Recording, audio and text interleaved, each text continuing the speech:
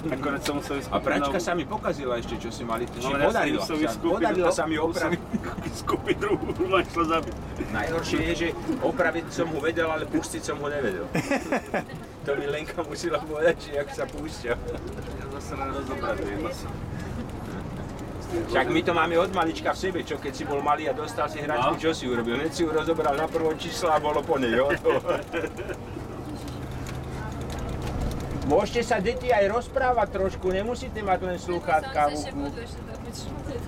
Počkaj, aj toho bude veľa, neboj. To ti je taká sranda s nimi, oni normálne dojdú, každý slúchadka do ucha, hotovo. A Maroša nevie, čo sa deje okolo.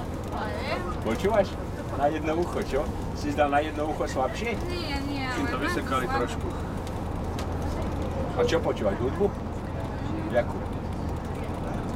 Čiže to máš taký mix? Taká, čo sa ti ľúbi, ale že? Ja som bol športový z Jankova, jak sa volá ten šport?